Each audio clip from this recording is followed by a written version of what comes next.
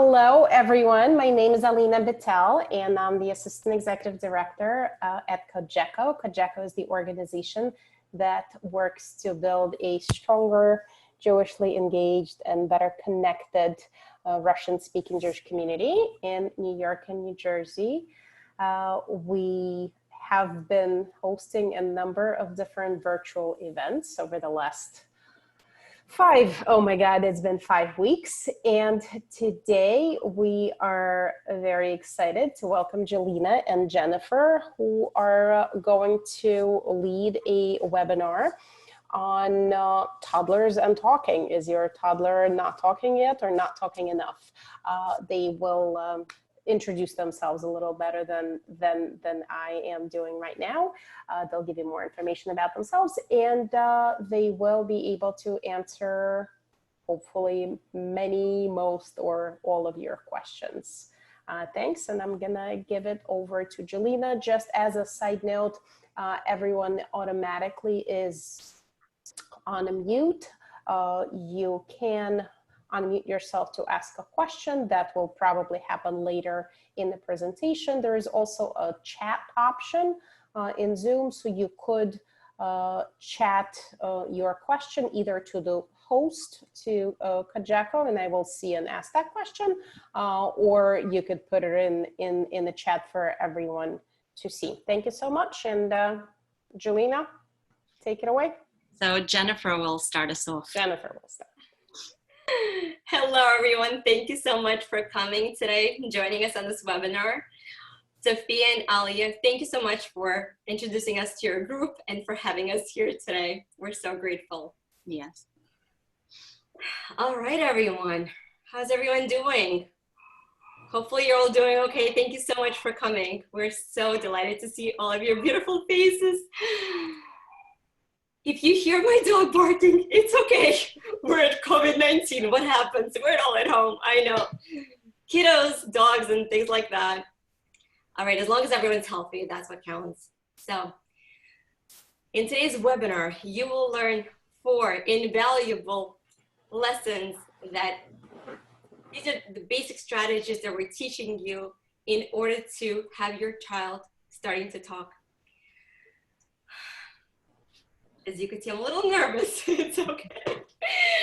My name is Jennifer Levin. I'm a special educator and a behavior analyst. And this is Jelena Viensky, speech and language pathologist. Hi, everyone. We have more than close to 2 decades of experience in early intervention, and we would love to bring you the strategies and tips and answer some of your questions that you have and how to getting your child to talk. So Jelena is going to start us off on our agenda for today.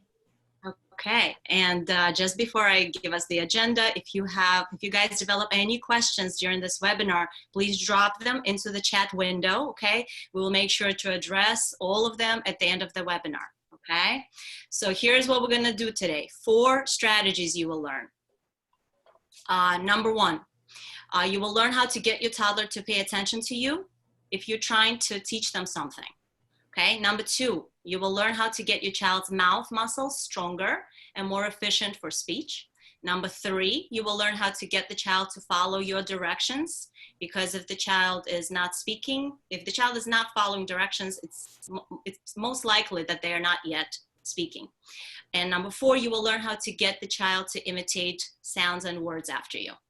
Okay, who is interested in learning the strategies, guys? Can you drop yes in the chat window? I want to see who is interested in learning the strategies. We will also give our listeners from today, check this out, access to our activity ebook for free. Who's excited? Drop want activity ebook into comments below and we will send it to you. Okay, and just a quick thing before we start, we currently have an online course for toddlers that are learning their first words. It includes tutorial videos for mom to listen to, videos for the toddler to watch, first word cartoons that we've developed over the past year, proprietary first words nursery rhymes, sound out word tutorials, etc. So if you're interested, contact us at, write this down, talkarooacademy@gmail.com, okay? And or drop want lesson in the chat window, and we will send you, check this out, a sample lesson for free. We want to give as much as we can, as much as we possibly can during this COVID situation for you guys to just start working with your kids at home and moving along, okay? So Jennifer will introduce our first strategy now. Take it away, Jennifer. Thank you. So the first strategy is, how do you get your child to pay attention to you? We all know how difficult it can be when your child is not listening to you. So what do you do? Besides getting frustrated, of course, what do? You need to have some tips. So how do you get them to listen to you? You need to set up your space to make it focused for them to be able to listen to you. In order for you to do that, and a lot of times you could have, unfortunately, sometimes things get in the way and you might have toys everywhere running around, laying around the floor. And what you need to do is clear out the space, make the space enriched in learning. So in order for you to do that, set up the space in such a way that you can categorize all the toys that you have. Put Legos into Legos category, blocks into blocks, and puzzles with puzzles. Take the boxes. You could use either clear boxes from Amazon, or you could use simple shoe boxes. If you don't have those clear boxes, you could use shoe boxes. Make the hole so the child could see what's inside of the contents of the box. You could also label the front of the box, and the child will be able to focus on activities as you present them one at a time. Is really, really crucial and very important. It is also important to, once you have the box, which is step number one of that, number two, put the box within that category. They should all be stored on a level that's higher, where a child does not have easy access to it, and where you can see everything and a child could see, but they cannot touch, which allows them the opportunity to motivate their speech. So it is really important to take out one box at a time. It is also very important to present a child with choices. Taking out one box at a time gives you a power of control over the activities that the child will be working on. You can provide two choices within that same box. You could say, do you want to play with a car or a toy truck? And let the child choose that activity, because that puts them in control.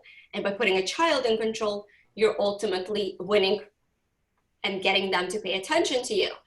It is really important also to get down to the child's eye contact level and be able to face them as you're speaking with them. Let them read your face. If the child is still distracted by something, you could bring them back by making the noise and saying, 1, 2, 3, eyes on me. And at that point, you're getting their attention. You could use developmental appropriate level toys to get their attention. You could use bubbles. You could use things that make musical sounds. Those are great to bring attention to you. So hope that helps.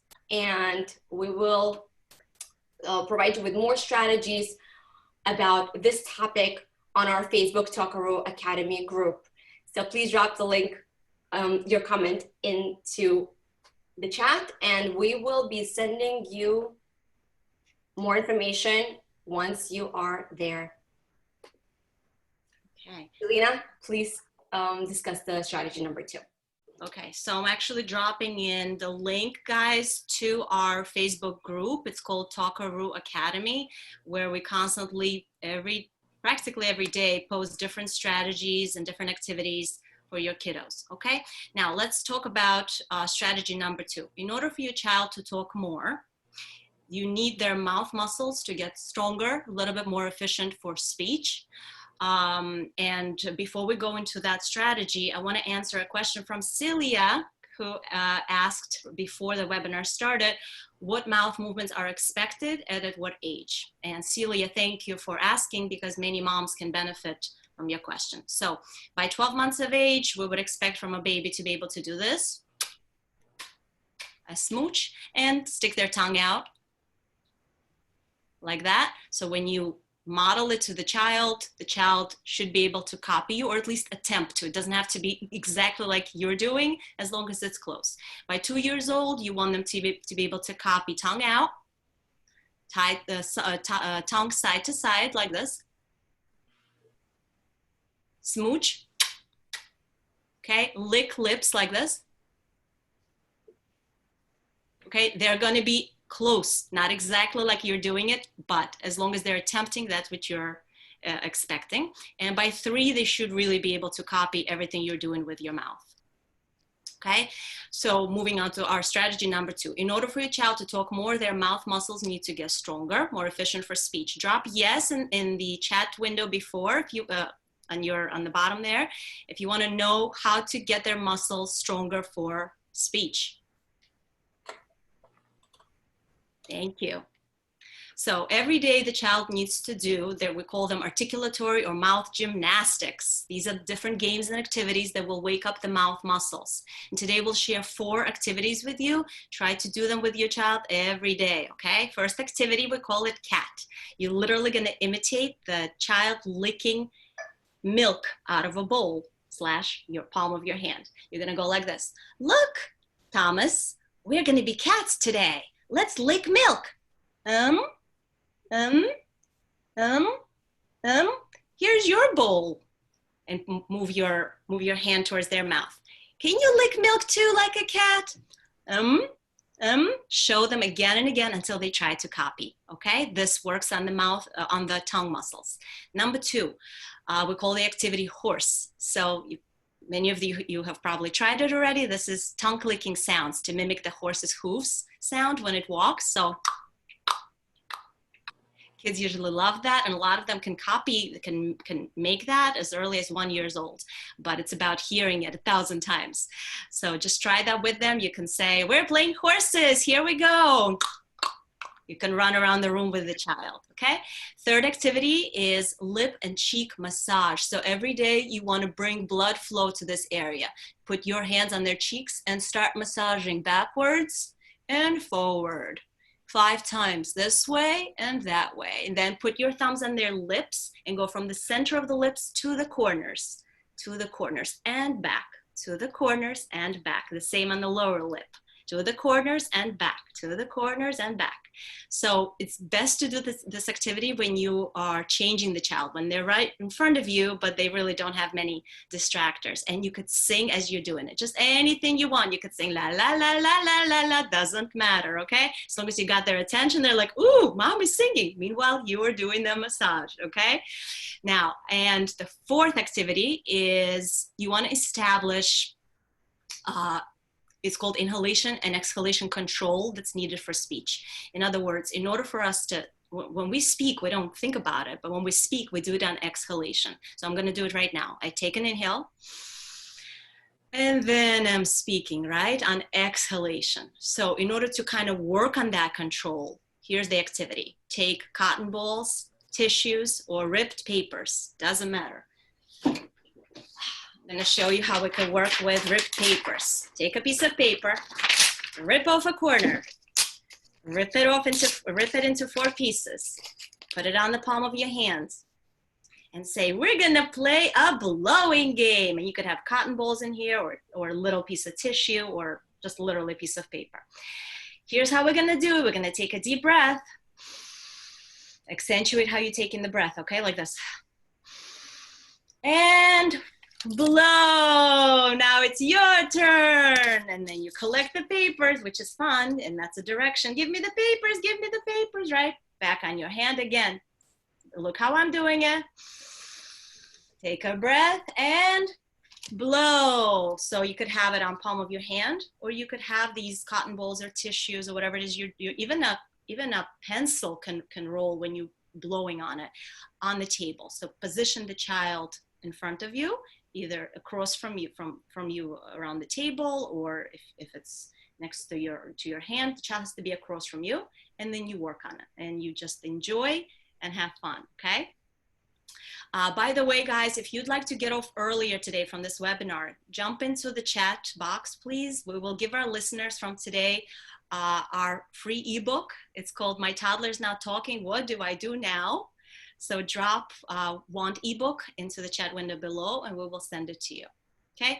Also, if you feel that your child is a late talker, we did mention it before, but some of you just came in now. So we currently have just a little bit, an online course for toddlers that are learning their first words. For listeners that are just tuning in, it includes tutorial videos for mom to listen to, videos for the toddler to watch, first words cartoons that we've developed over the last year, proprietary first words nursery rhymes, sound out the word tutorials, etc. If you're interested, contact us at, write this down, Talkaroo Academy @gmail.com. And or just drop want free lesson in the comments, and guess what? We will send you a sample of our lesson for free. Okay, now Jennifer will now talk about the third strategy to get your toddler to talk. Thank you. So the third strategy is, how do you get your child to actually follow directions? Which is extremely important. And the most important is they actually need to understand you in order to follow directions. So what do you do first? Well, you need to be able to speak slower. When you're saying too much, too fast, a child is not able to process things that you're trying for them to understand. So instead of, for instance, I'll give you different examples so you could try to understand. I'll give you ineffective and effective examples. So if you want your child to give you their shoes, right? And you're saying ineffective example would be of that. Tom, go get your shoes. I told you, go get your shoes. Well, where are your shoes already? Why aren't you putting your shoes on?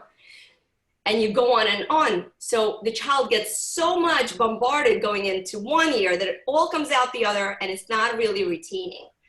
So if you see your child is frustrated and not understanding at that point, slow down, give one direction at a time, speak slower, break them into smaller increments and pieces so the child actually understands you. So for that, you might say, Tom, get down to your child's eye level, face them, of course. Once you get their attention, you're able to speak and say, get your shoes. If they're not understanding the words, you could give them a cue with a pointer. Or if they're not understanding the pointer of a cue, you could take them and lead them by the hand to where the shoes are at. You could take the shoes and you say, shoes.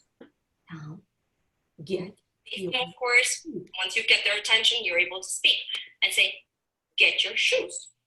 If they're not understanding the words, you could... Jennifer, this is your Facebook, I'm assuming. Understanding the pointer of a cue. Either Jelena's or Jennifer's Facebook. Where the shoes are at. Mine is all shoes. Okay, sorry. Shoes. Get. We'll turn this off now. Once you get their attention, you're able to speak. Okay, sorry about that. Listen, doubling up is always great. Repetition is key. So let's repeat that. All right, so just making sure that you understand. You will at some points be repeating because a lot of times a parent wants to say something and they feel that the child did not understand them. So they keep on repeating. So actually that video came in a perfect time because it goes into my next point. My next point is a lot of times parents keep on nagging with directions and requesting too much, like I said. And at this point, a child does not retain the information. So let's be gentle with what we want and let's give a child a chance to respond correctly and praise their responses, okay? So approximation of that following direction would be once they're able to bring you the shoes or at least look at the shoes, you could say, great job looking at the shoes. Now, can you get the shoes, all right? So just remember a few key points. Too many times of repetition of the same thing is not good. However, repetition of the same direction with an interval of a pause is okay. For instance, I will show you the correct version of that. Get your shoes. And if they're still not answering and not understanding, you could repeat that same short phrase. Get your shoes. Remember, keep your cool, be collected and controlled in the way you speak with your child, because once you show that frustration level, you've lost them. So staying without judgment, without anxiety, keep your cool and calm is the best way to have your child listen to you.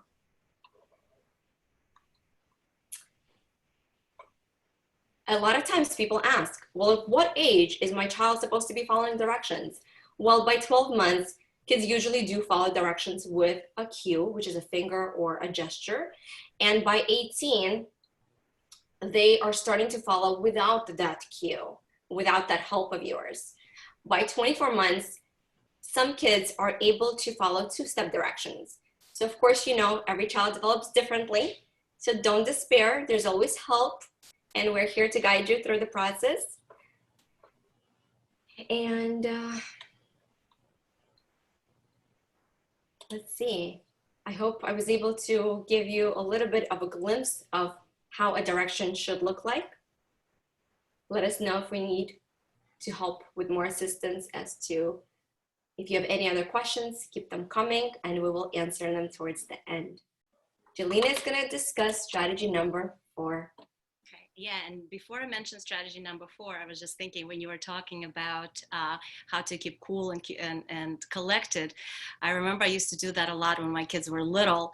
If I'm flipping out and this is it, it was useful to literally lock myself in the bathroom or in the closet. And like, in fact, I think Jennifer, you taught me this one. Yep. Just count to 10 and then walk backwards to 1 and breathe. It's tough being a mommy. So we've certainly been there. I have 3 teenagers. Jennifer has 2 teenagers. We've been through what you're going through when they were toddlers. It's tough. So hang in there, okay, and breathe. And if you need to, go to the bathroom or the closet, okay, and just count 1 to 10 or 10 and 10 to 1 again and again. 4th strategy we'll talk about today to get your child to start talking is to how do you get them to imitate words? The big one, right? Before we start that, can you drop in the chat window before, is your child imitating words after you? Let me know.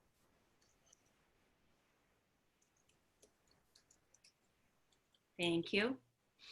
And we actually got a question from Celia regarding this topic, so I'll answer it now. This was before the webinar. She asked the question. How do you know the child is delayed in speech? Okay, so we'll actually address that first before the 4th strategy. Here are the expectations. By 12 months, you want the child babbling, okay? Ma, ma, ma, da, da, da, pa, pa, pa. Other sounds like this, they have to be repetitive. So the same thing over and over and over by 12 months, okay? It doesn't have to be any particular consonants, but as long as there's a few of them, that's what you want to see, okay?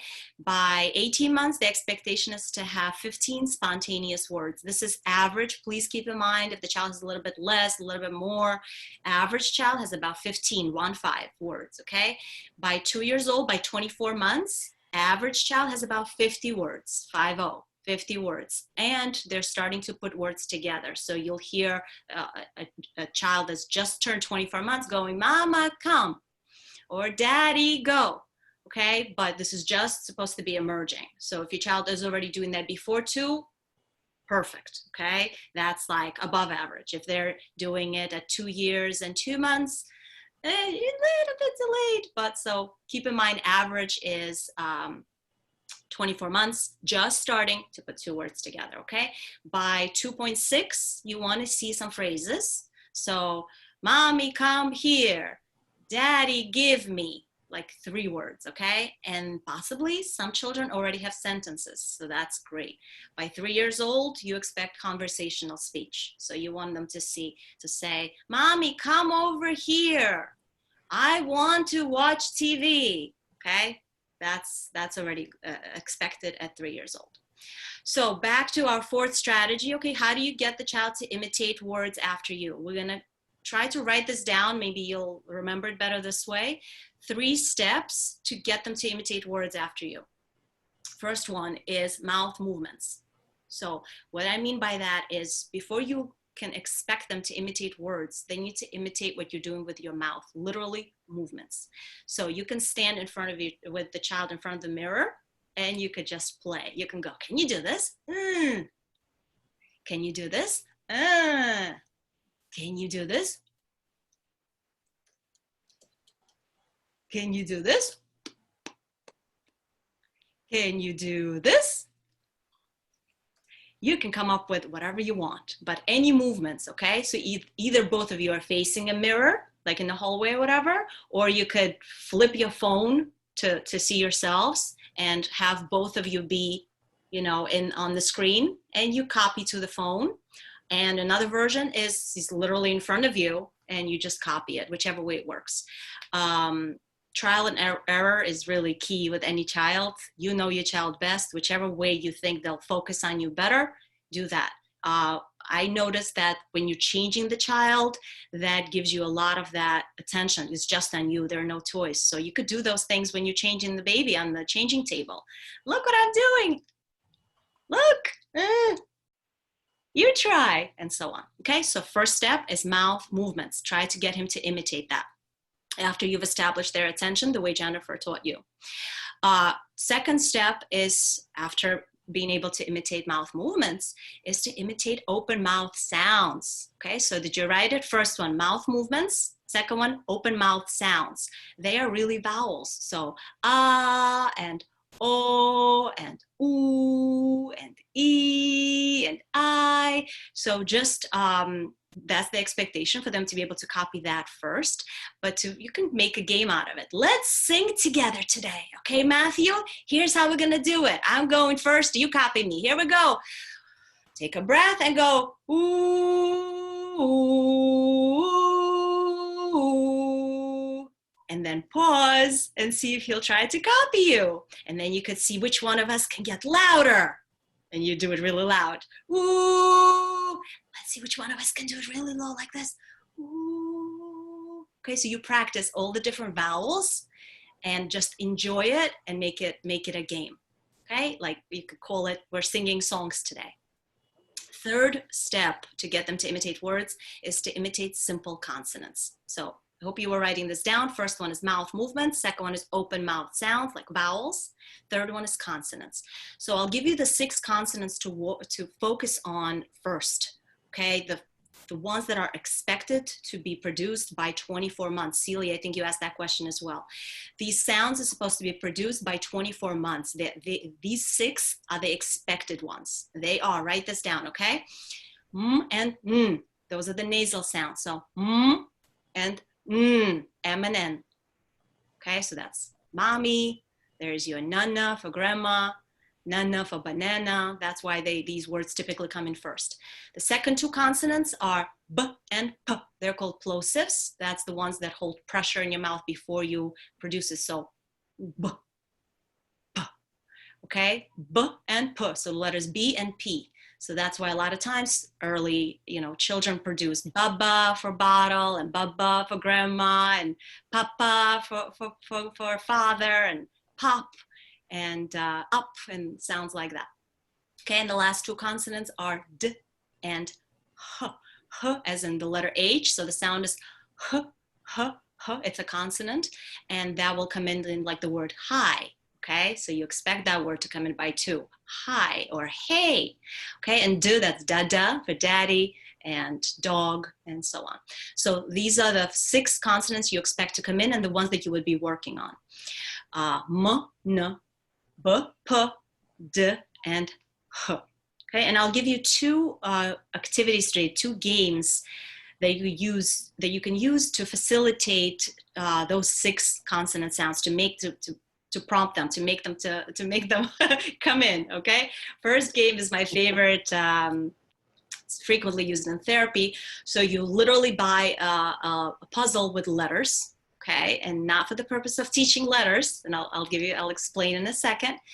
You buy the puzzle, like you can get it on Amazon, a letters puzzle. Take all the letters out of the box, put them in a Ziploc bag, okay, and put it behind your back. The child gets an empty board, all right? Now you're going to take one out at a time from behind your back, hold it next to your mouth, and give them the sound of the letter. So if the letter is B that you're holding up, you'll go B. If the letter is K, you'll go K. Okay, because B is actually two sounds, B, E. So that's harder than just B. Understand? So if the letter is D, you'll just go, tell me, D. Correct. Okay, so the child is not expected to imitate these in this game. He's expected to at least to look at you as you're holding it here. You're holding it here because as they want this puzzle piece, they're peripherally looking at your mouth and hopefully will copy you whenever they are ready, okay? So as long as they've looked at you, even if they didn't try to imitate, you say, great looking, and you give them a puzzle piece and they put it in. So putting the puzzle in is not the goal. You can help them put it in. The goal is for them to look at you and to listen to you. And then you take the second letter out and you go D, D, and so on. And you give it to the child, reinforce all of his attempts to look at you, to try anything, even if they're completely off, okay? Please say, good trying, okay? Don't say that's wrong. Okay, second game that you could do to elicit those sounds is you could purchase also on Amazon foam letters. I don't know what they're called. You could Google foam, F-O-A-M, letters for bathtub, okay? And when they're wet, they stick to tile in the bathtub. Same thing, you take all the foam letters behind your back, take one out at a time, give them the sound of the letter, B, B. As long as they're looking at you, you give them the letter, right? And they put it on wet tile. It will stick, it's fun, and that's how you continue to elicit.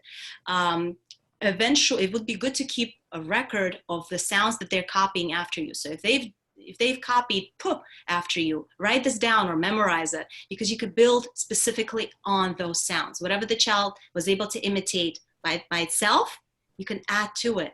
So for example, if they did P after you, you can add and you got the word up, all right? And just a separate important point to get your children to imitate after you.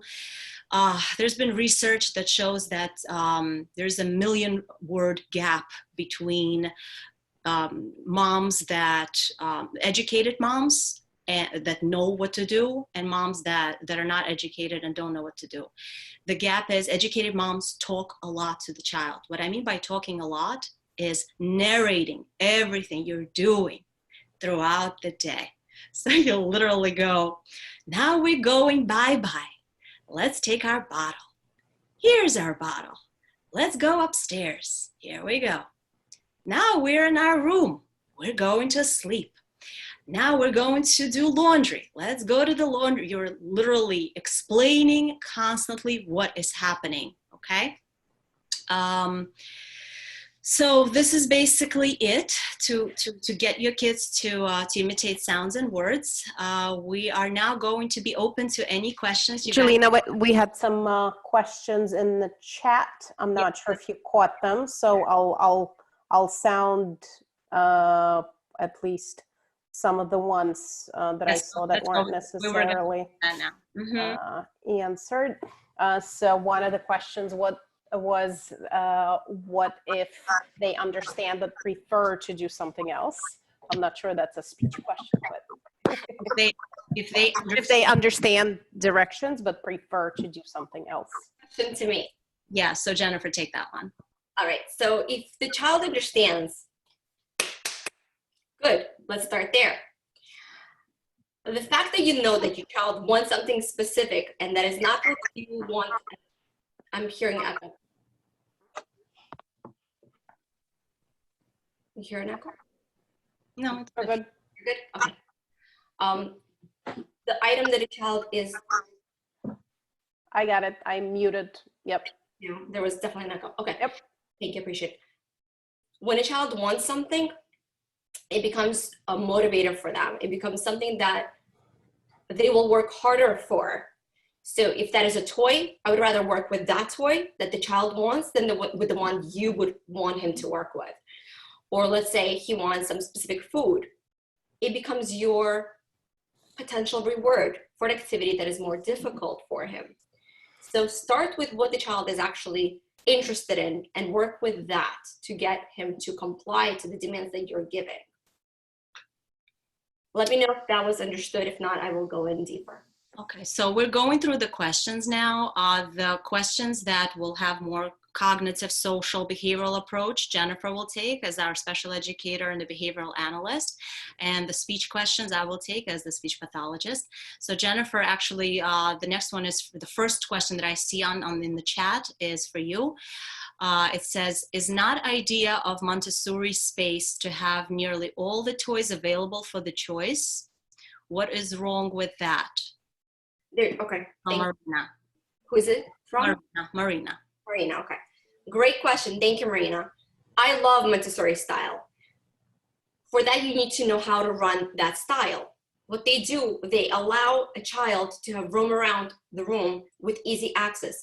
But for that, the child actually needs to have a certain activity presented to them. So if the child is at the level that they're not understanding all of that information at once, is way too much. So you need to work with your child's level. I love Montessori. I teach it as well in early intervention to the kids that I work with. But I've noticed that they respond better and they comply a lot faster when you present them with two choices of that activity that the child is interested in, putting that child in control of what they are working with. Okay, and eliminating that problem of not listening to you. And Marina has additional question there. I think I heard Montessori do not recommend praising good job. What is a good alternative? The best way to reinforce a child is focusing on the actual activity that they were doing. So let's say you want the child to listen to you, and you called them and said, Tom, and the child looked at you, you're like, oh, great job listening. So you're very specific with the statements that you use. Absolutely, great job is very general and they don't know what to focus on. But when you're saying, great job putting on those shoes, it's a very specific comment and allows a child to know what exactly you're praising them for. Thank you for asking. Okay, the next question is from Samantha. What if the child is bilingual? So I will take this one. So this has been a big controversy over many, many decades, but I will give you the solution basically that has been given for, in our research documents over the past 3 years, okay? And this is a frequent question that comes up from parents in bilingual families. So the latest solution is to stick to the language you're most comfortable speaking in, and to introduce short, say 10-minute lessons of the other language throughout the day, maybe twice or 3 times. Here's the reason behind this particular reasoning. When parents speak their dominant language, they speak a lot more. They just in general end up talking more. Remember we were discussing the narrating everything you're doing? If you're scrambling with the language that you're trying to use, because that's not your dominant language, instead of 1,000 words in that 1 hour, you're gonna say 100 words or less. And the child will learn best if they hear those 1,000 words. This is just an example. So that's really the main reason. You wanna bombard them with constant language and narrating and labeling everything and picking things up they're playing with. Oh, look, I see your truck. What do you want to do with the truck? Let's roll it together. Truck, by the way, this is one of the main points that I didn't mention before. Bring everything you're naming to your mouth, okay? Because as the child wants this toy or this object, they're peripherally looking at your mouth. So as you're saying truck, they just looked at you, even though they were looking here. So basically, if you have a bilingual child, if there are 2 languages in the family, stick to the one you're dominant in, okay? Talk a lot and do little lessons in whatever other language you're trying to introduce that you're not dominant in. 10 minutes, 3 times a day. Okay, let's see what other questions. Marina is asking, yes, we're trying this imitation, but we have problems with the sounds L, S versus Th. etc. Marina, drop in the chat window how old your baby is. Let's see if she'll do it. I'll see it. Okay, so I'm not sure if I see it, but 2.2. 2.2. Okay, so thank you. Marina, so for the 2-year-old child, we don't expect the sounds L and S or Th or J or Ch yet. Okay, they have actually L is called it's called the gliding process. The sounds L and R may come in as late as 5 years old, and it's considered normal. Okay, S, Sh, those are fricative sounds. They also come in later, may come in as late as 5. 4 by 4, I would want them to really try it. So don't worry if at 2.2 they're not producing these sounds. The only thing I would worry, and only as early as 2.6, 2 years and 6 months, is a lisp. So instead of the S, instead of soup at 2.6, they're saying thoop. That's a concern because that could turn into a lisp that stays. As we know, there are a lot of adults that do have the lisp. It just stays forever. But you could start fixing it, start working on it in speech therapy only at 2.6 because there are different exercises that a younger child just will not get. For example, an exercise to teach the child proper placement of the tongue for the sound S is putting a Cheerio on the hard palate on the roof of your mouth and holding it there in the right spot like this until it dissolves. You hold it, and as it dissolves, you've taught the child the placement of the tongue, and then they have to swallow it. A 2.2-year-old child most likely will not comply with this direction. Hold the Cheerio up there. You could try it. You go ahead and try. But usually, you know, if you address the lisp at 2.6. But if it's not a lisp, if they're just omitting, just, you know, excluding that sound from words, don't worry about it. Don't worry about it at all. Okay, next question. And thank you for the question, Marine. That was very good. Let's see. What if the child is bilingual, trilingual? Is that too confusing? Does that slow down language acquisition significantly? I'll take this one as well. So usually if the child is bilingual and trilingual, all the languages will come in a bit slower. Yes. But that's okay. Not significantly, no. It slows it down a little bit by a few months, but then the advantage is the child will have 2 or 3 of those languages, which is pretty amazing. That code switching between the languages from one hemisphere to the other, the way it jumps, it's amazing for those of you that speak 2 languages. So you want your child to have access to that. So it should not be the reason for a complete 0 in language skills though, okay? Next question.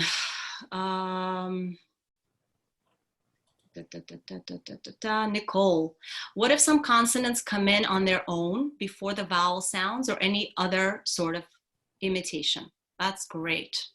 Nicole, if whatever comes in by itself without you working on it, we take it and we are thankful for it because all the children are different, right? Everything will come in much earlier. There's so much above average and others much later. So you could, you know, if that particular consonant that's not one of the first 6 already came in, that's great. He's above average on that particular sound. Not sure if I answered your question, Nicole. If anything, let me know on the bottom. The next question is for Jennifer. From Samantha. What if child has a short attention span and will get bored quickly from it? Thank you, Samantha. So if the child easily gets bored, they probably are not highly motivated to even work. So I would work with what they're interested in at the moment. Can you specify if the child is able to attend to any activity at all? Samantha? No, she has a very low attention span towards absolutely everything. To everything, okay. Yeah, she's just always hyper. She can't focus on one thing for more than like 2 minutes. How old is your child? She is 25 months. Okay. Is she able to understand? yeah, she understands everything. She doesn't always listen. So you might be working with the different altogether. It could be a compliance issue. It could be because she's easily distracted. So there are a few different components there. I guess in order for you to keep her motivated, I would keep the activity really short and allow her to have success in it and enjoy it, and then gently extend the time of how long she is able to sustain an activity. So let's say she's able to stand an activity for like 30 seconds. Take that, work with 30 seconds initially and expand to 40 seconds the next time on the same activity. Do you know what I mean? Yes. Would it be easier if I did activities, for example, like on her high chair, like she has nowhere to go? Absolutely. If she is okay with sitting at a high chair, absolutely. But also Okay. the motivational toys and activities that the child is interested in more. So let's say she's at the stage that she is into musical toys, start with that first. Do you know what I mean? Get her attention, let her be interested. And once she's interested in that, quickly swap to a short puzzle. And you could even give her, you could have like a 2-piece puzzle, right? A puzzle made of 2 pieces. You fill out one and just give her 1 more piece to put in. And that activity is done. Say, great job doing that puzzle. Put that away in a box. Let's do the next activity. So you're keeping them really short, very successful, and you're praising that success each step at a time. Thank you. Welcome. Okay, the next question is Samantha. Should there be certain days for me to speak only Russian and only English? So I usually don't recommend that. So as we mentioned before, speak the language that you're most comfortable speaking, speak a lot, and do short sessions of the other language that you're trying to teach. Okay, Michelle is asking, what if they're learning 2 languages? So I think Michelle will kind of went over it. Let me know on the bottom if you want me to clarify something else.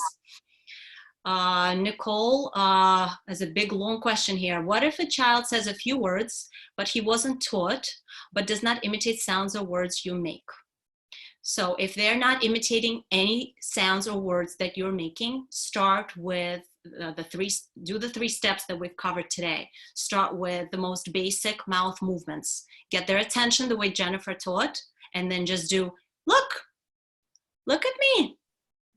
Look what I'm doing. Sounds like that, then move on to vowels, then move on to consonants. And for every child, it will take a different amount of time to get there. For some children, they see you do something once and they will copy you. For others, they need to see it 20 times, 30 times, 50 times, and only then that first imitation comes in. So please, please, please, moms, do not give up trying, okay? Try every day. Try the steps again until they get it. Okay, can a child acquire words or sounds just from you narrating everything and talking to the child? Yes, they can. A lot of times, if you are doing it in a very repetitive way, they can pick up the word just from that. For example, we were just discussing with one mom, the activity ready, set, go.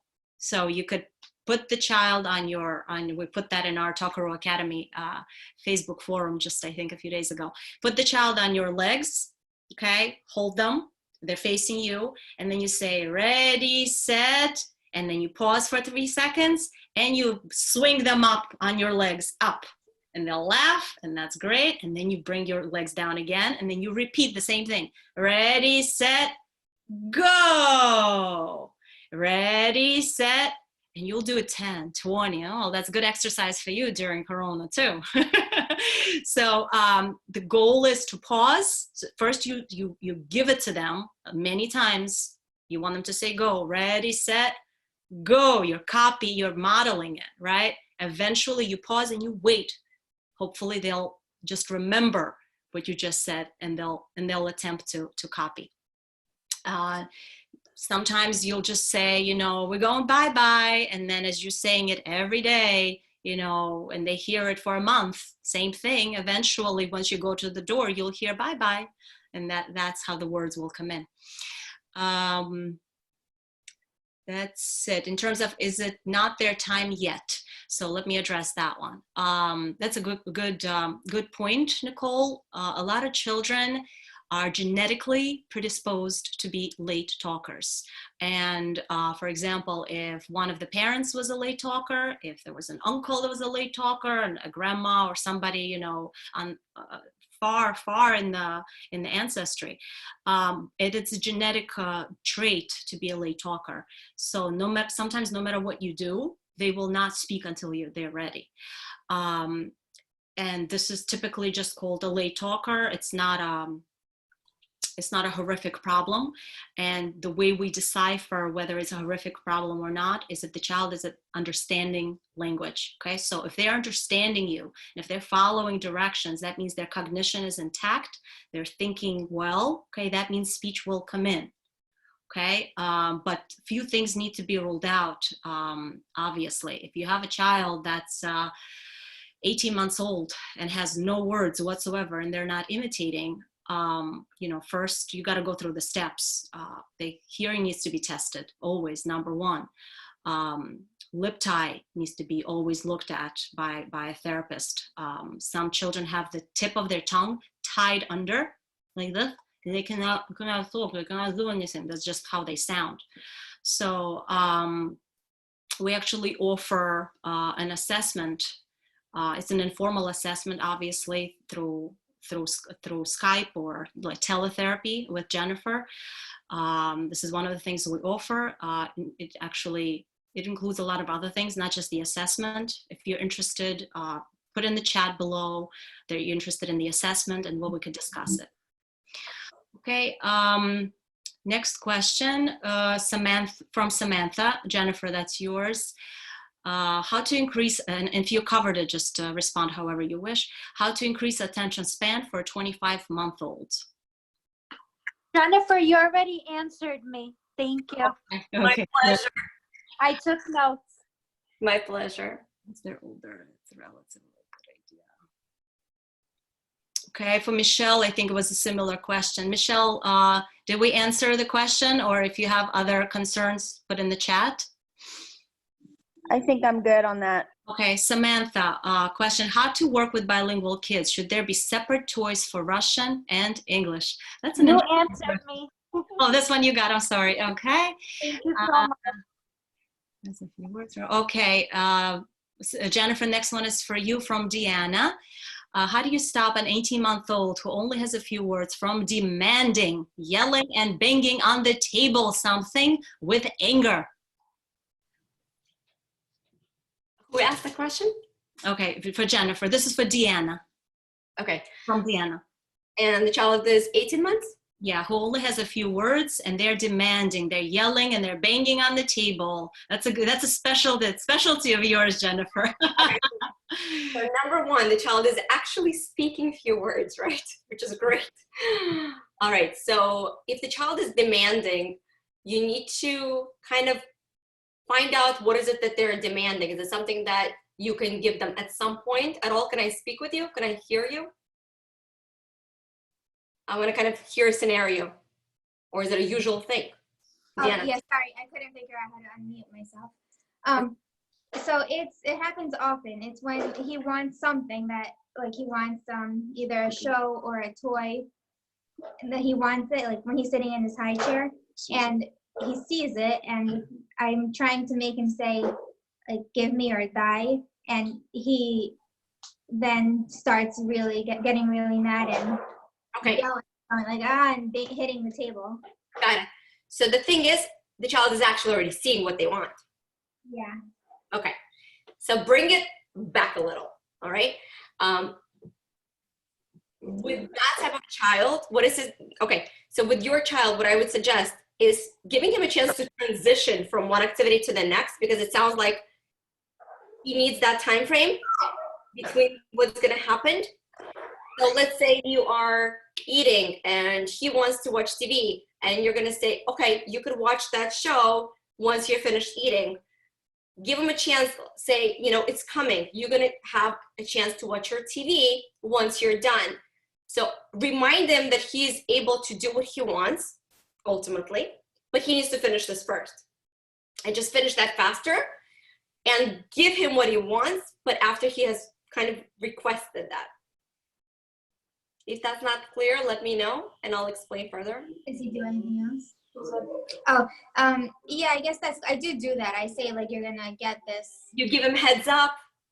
Like, I don't think he understands it because he will scream and like cry until he gets what he wants, and he's very, like, he's stubborn.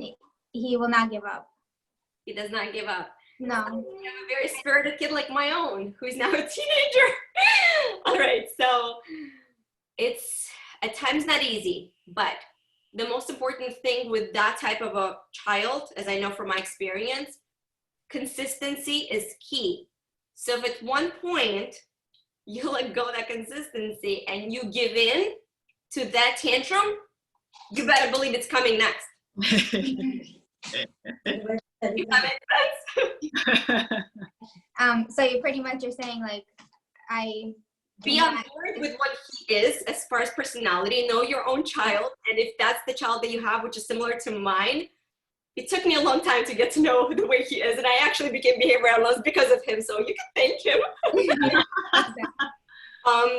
He was extremely spirited child. He was not the child who would ever listen to anything you want him to do. Yeah. Oh yeah, he only does what he wants to do. Like, he'll listen if he wants it, but if he doesn't want anything to do with it, he will laugh and he'll go the other way and do whatever he wants to do. He knows exactly what he wants. Sounds like you have a leader on your hands. Right? Yeah, in the future it might be good. He's laughing. He heard you say that. Right. Because that's who he is. He knows that. Early on, kids know who they are. And sometimes parents want to put them in a box and say, you know what, you are my child and you're going to listen to me and you're going to do what I say, and that's that, right? But you need to kind of you need to understand their personality and who they are and love that, because once you turn the switch and to a completely different switch, that's what I had to do. I'm speaking from literal experience of someone who has been so oppositional to everything you wanted to do early on, has changed a lot and values my opinion and goes with that. But there's an approach to that. So initially, what you need to do is allow him to lead, but very safely. You could say, okay, I understand you want to watch this. So for the child like that, heads up is really important. Giving him transition time is extremely valuable, so they know what's coming next and you're ready for that. And giving him choices of whatever it is. If you are going outside and you want him to put on shoes, you're gonna hear a no. So what I'd like you to do is say, do you want to put on red shoes or blue shoes? Giving him that option will more likely have him comply to that. Yeah. Well, whenever I ask him a question of anything, I'm sure this is just a phase right now. He says no, like to anything. Like, do you want to sleep? No. Do you want your milk? No, even though I know he wants it. I'll explain why. Okay. First of all, no was my son's favorite word. More favorite than mom, okay? It was his most favorite word. The reason being, your question is, do you want? So his answer is no. Do you see what I'm saying? So the better thing would be, instead of asking for a cup or a phone, say, which one do you want? Okay. So do you want this or that? But even if you want him to drink, okay, so always go with what you want first, right? Do you want him to drink milk? Yes? Yes. Okay, so then the question would be, do you want to drink milk from from blue bottle or a red bottle? That's it. Mm-hmm. See what I mean? Yeah. Go with what you want, but you ultimately have him decide what is he drinking out of that milk. Okay. All right, thank you. You're welcome. Okay. You can contact me if you have any questions like that. Okay, I will. Thanks. You're welcome. Okay, next question is from Pamela. If we started bilingual and then transferred to one primary, what do you do if a child's already if the child already knows the command and words in the now, not primary language. For example, if he understands just die, right, in Russian instead of give me. So I would continue with that language followed by give me, just in those particular few examples. So die, give me a few times, and then taking away the die, just give me, for them to kind of link the two. Okay, Marina says shh is difficult at 2.1 years old. This is normal. You don't have to do anything. You could continue modeling the right sound. So you can go, let's put the baby to sleep. Shh, shh, shh. Baby is asleep now, or the bear is asleep now. You can model the sound. Shh, shh, shh. And then however the child imitates it, that's fine. You just accept it. He still has up until 4 years old or so to get that shh going. Okay, Nicole, how do you get a child to engage in independent play when the second you move away in the same room, he comes to get you and won't continue playing on his own? Jennifer, that's for you. My favorite question. Who asked the question? Nicole. Okay. Nicole, sounds again like my son. All right, I'll give you a little bit of a situation there. So your child is able to play independently or not at all? No, not at all. I wouldn't say you could. Okay, so take a step back. Play with him first. Because he's gonna get you anyway. Yeah, we do. Again? So we're playing with him all day long. You do? Okay. Like, it sounds like he's all taking your attention, right? get anything done. Constantly looking. Sorry, I don't know if it's my connection. I'm not hearing you well. Are you able to hear me now? Nicole, I think it's your connection. Okay, Sorry, so I lost. can you hear me? We can all hear you. I'm afraid it's Nicole's connection. Okay, let me try to address. I'm just gonna mute myself because I think it's my connection. Okay, thanks. All right. So in order to get your child to play independently, we actually do suggest to play with them first, initially, just to kind of get that going. What I would do, with a child who is able to play with a mom, but not able to play independently, what I would suggest to do is sit next to him. Don't play with him, but sit next to him initially. Allow that separation to come through gently. Put an activity that he really loves for a very short amount of time in front of him, because he probably has that attention span maybe issue with, right? So I suggest to shorten the duration of the time he is able to play and sustain on any activity. I would start with things that are so much fun, like bubbles. Give him bubbles, let him blow them if he is able to.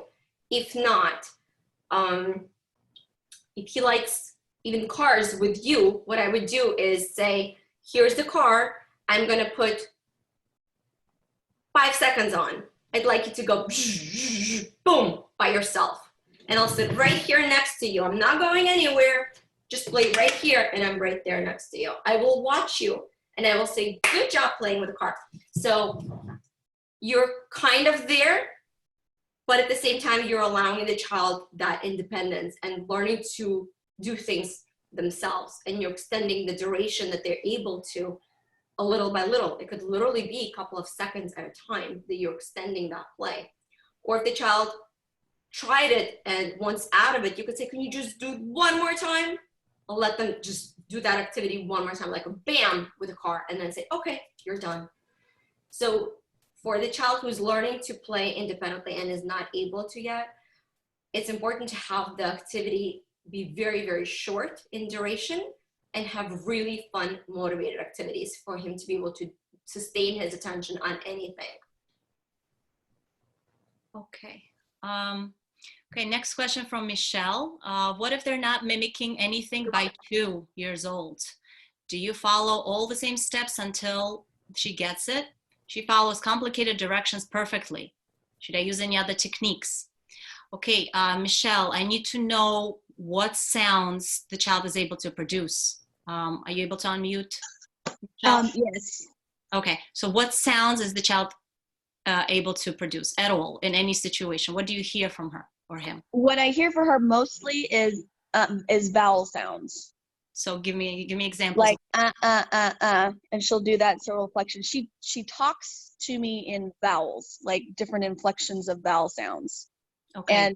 And she points. She can say the M sound, and she can say like a B sound, but it only comes out every once in a while. Okay. And I can't get her to mimic them. Okay, where are you based, Michelle? Huh? Where are you based? In which state, or where are you? Texas. You're in Texas. Wow. Okay. So first thing, you got to check the hearing. Sometimes children don't hear at certain frequencies of sounds. Most likely it's not the case, but that's the thing that needs to be ruled out, number one. Okay. So when this corona crazy thing is over, please just get her over to an audiologist. That's right. Yes. We were going to, and then this whole thing happened. Yeah, that's so it's been frustrating. But she'll be like and sometimes the N and the M, kind of come out. But okay. So but she can hear a bowl of cereal being poured from the other end of the house. Good. So most likely she hears, but still you want to make sure there is no wax impaction, there is no fluid in the ears, and so on. So I'm very glad that she's following complicated directions. That means her cognition is intact. Now, yes. How do you get her to, so you got to work with the sounds she already has. Since she is stimulable for m and n, meaning she's already produced them in the past, then try to work on them. So for example, if you hear at any point she goes or n, get in front of her face and copy her. So, oh, you just did, look what I could do. And then you build on that, ma. Catch her, please, in the situations where she actually says it, and just smile and show her that what she did, she has to connect it with something really positive. Mom smiling, mom laughing, mom clapping. That always, that should help as well. Another way to stimulate the word mama, and I just gave this direction, don't remember to whom yesterday, when you're changing her, if she's going on the changing table, take her chin, and I'm going to do it on myself, try to do it on her as she's making the sound. This is what you could do. You prompt the chin up to close the lips, and as long as she's still producing the it will form into a m. So you understand? Okay. So you could try to elicit that way. What other word, mama? What other words I'm thinking? Use a short version for eating, a baby version for eating. So anytime she's eating, tell her, let's go eat, and as you're feeding her, or she's feeding herself, with each spoonful go, just try to say it so many times that eventually she'll connect. Ooh, when I eat, I say, hopefully she'll use that to ask for food. So it's a very simple way to ask for food, but it's something where I'm trying to connect, with what she's able to do to basically taking her one step further. Yeah, okay? it's just it's just so hard because she'll talk and babble, and she'll get you to understand exactly what she wants. Like you could tell she's saying like full sentences to you, gibberish in her head, but it's just like complete utter nonsense and nothing consistent at all. And so I just worry that she's now set in this language. No, she has no desire to like mimic me or learn anything. No. If she's understanding, she will speak. But tongue tie needs to be checked. So unless that was already checked, then audiologist, okay? Okay. Also, once the corona thing is finished, or unless you want to try virtual therapy, there is such a thing. This is information for everybody, guys. There is virtual therapy that is being offered all over the place. Basically, you get speech therapy online. That's something to try for her. Okay, if you want me to look for some sources for you, just let me know. You know, put in the chat below who is looking for any one of you here, whoever is looking for virtual speech therapy, just to drop it in the chat below, and then we'll try to think how we can help. Okay, and we'll respond to you. Let's go on, because you're welcome, because we have more questions and we are finishing at 7 o'clock, so 20 more minutes. Nicole, do you go backwards and then work on the vowels? So Nicole, you got to work with the sounds that the child already has and kind of, you know, work with that. You could build on that. If he's able to do, can you unmute Nicole? What sounds can he produce now? Well, he's saying daddy, nana, and what was it? And baba. Wait, let me write this down. Daddy, nana, what else? And baba. And baba. But no imitation. Okay, so we try to build on the sounds he already has. So he has the d, the n, and the b. So whatever words that have those sounds are the ones to try. Simple, very simple stuff. In addition to doing the imitation of mouth movements, in addition to doing imitation of vowels in front of a mirror.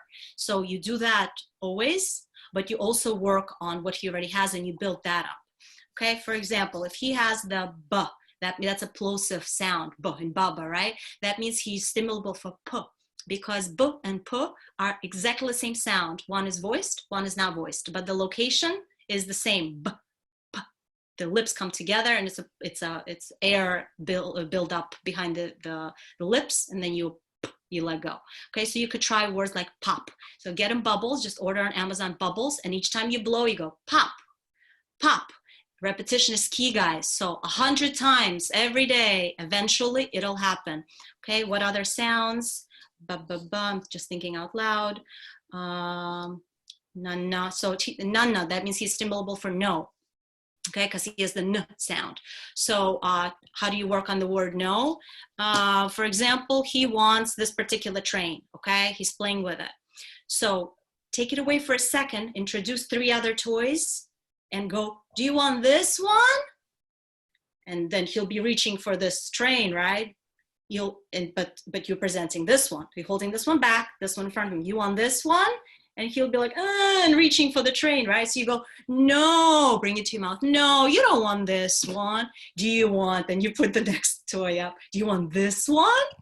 And again, he'll be going, no, you don't want this one. Bye-bye, car. Do you want this one? No, bye-bye, car. Repetition, repetition, repetition, and say the word in a meaningful context. Thank you. So try those too, and be in touch with me. You can reach me. You know how to reach me. Thank you. You're welcome. Okay, next one. Only focuses the brand new activity. Question from Michelle to Jennifer. The child only focuses if it's a brand new activity that she has never done before, not otherwise. That's an interesting one. Okay, so the new activity becomes your kind of like reinforcement for any activity you want the child to do. So anytime you buy something new, give your child a chance to play with that new toy, right? Get him really excited about that. And then time it and put that away. I want you to remember a very important part.